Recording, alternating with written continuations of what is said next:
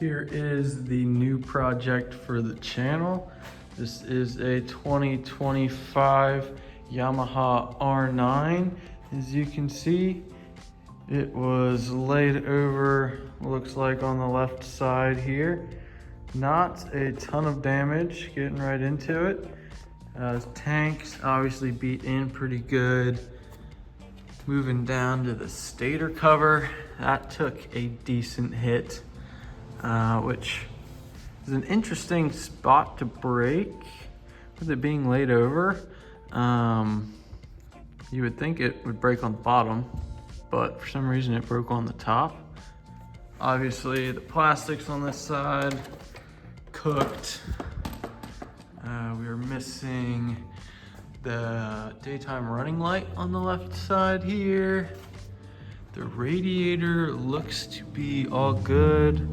I'll have to dive into that and make sure that's fine. I don't know if that's... It almost looks like it's supposed to be like that, but I'm not sure. I'll have to look up some pictures and see if that's supposed to be dented. Moving back, the shifter's a little bent. The peg broke off the rear set. The rear set itself seems to be just fine, which is sweet. Frame is dirty, but not really any scratches to be seen. Up here, there's a little bit, but they're not deep at all. Swing arm. Again, doesn't really look like there's any deep scratches, some real minor stuff there. That's filled with dirt. Rear wheel looks like it was not hit. Just a couple little nicks.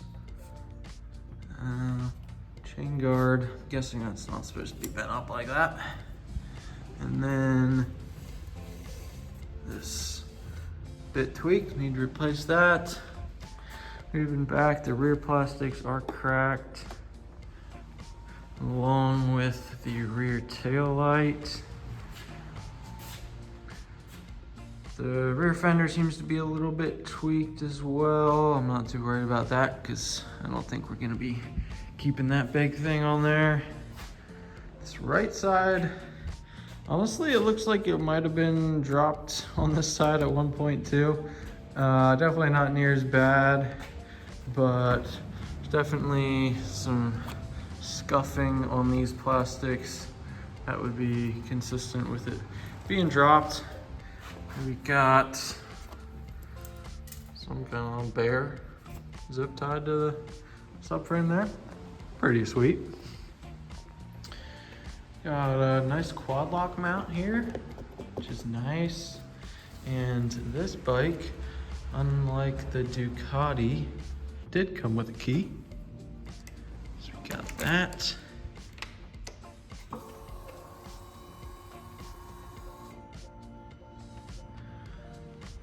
See, this bike's just under 5,000 miles, which honestly, kudos to this guy.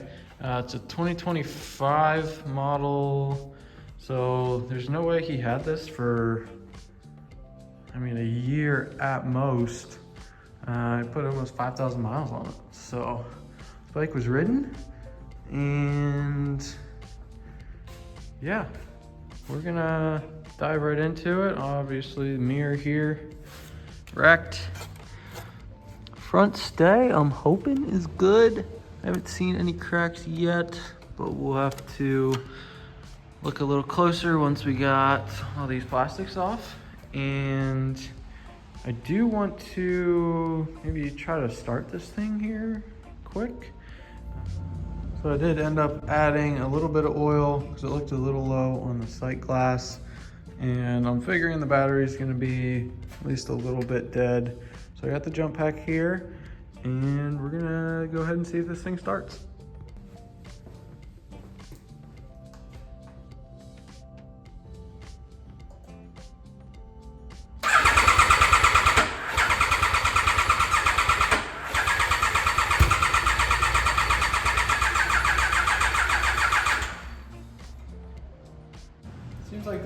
is still a little low, so I'm gonna throw it on the charger here for a little bit and try again in a couple minutes.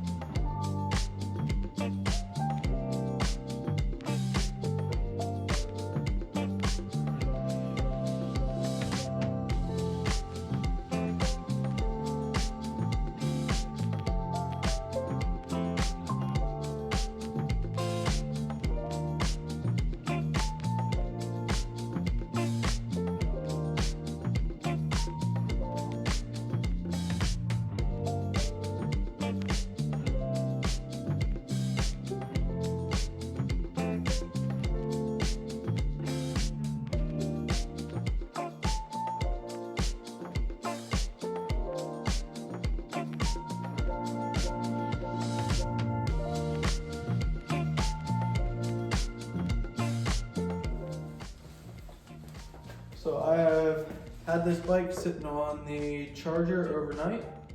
It says it is fully charged, so we're gonna give it another shot, see if this thing fires up.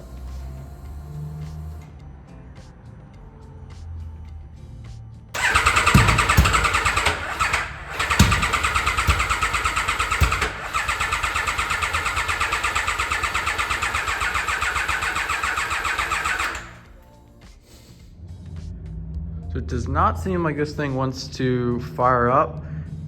There's little hiccups here and there of it wanting to try to start, but it is definitely not wanting to start. I did go ahead and check all the fuses. They are all looking good. So my theory now is that there's some sort of pickup, on the flywheel here. I'm not super familiar with how these ignition systems work, but I'm guessing there's some kind of trigger on the flywheel that tells the spark plugs when to fire. And so we're obviously gonna have to pull this case off anyway to replace it. So I'm gonna pull that off, check underneath, see if there's anything that I can find that would cause this not to run.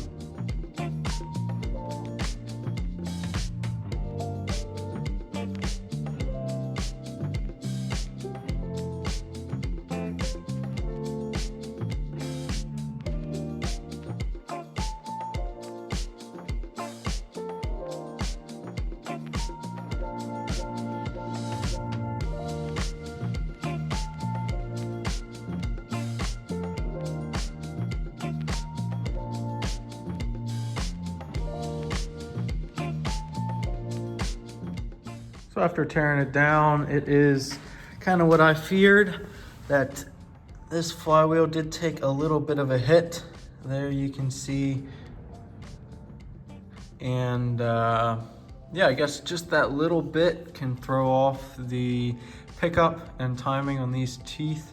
So I am gonna have to replace that, and I don't believe I have the correct flywheel puller to pull that, so we're also gonna have to order one of those. As you can see, the oil is a bit of a milkshake.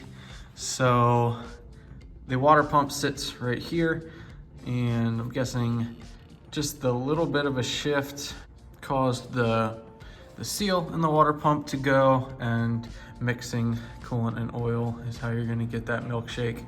So we're gonna have to go ahead and try to go find some parts, which is gonna be the tough part on this build, with it being such a new bike, only coming out in 2025. So already looking, there are no companies that make aftermarket street fairings. There are a few companies that make aftermarket race fairings, which could be kind of a fun project to integrate the headlights into some race fairings, but we'll have to see what we can find on that. and also trying to find a flywheel and some other parts. So with that being ripped apart, last thing we gotta do is rip this tank off and the bike will be completely torn down. So let's get to that now.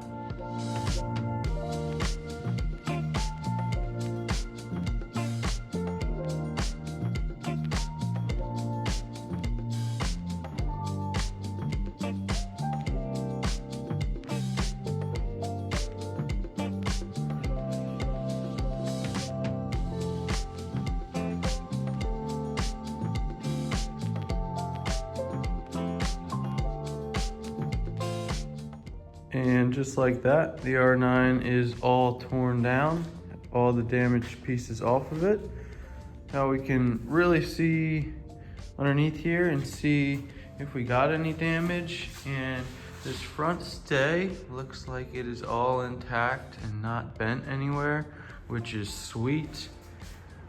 Moving around to the side, maybe this is the body control module. This plastic piece is a little bit broken here, but that's all we got underneath.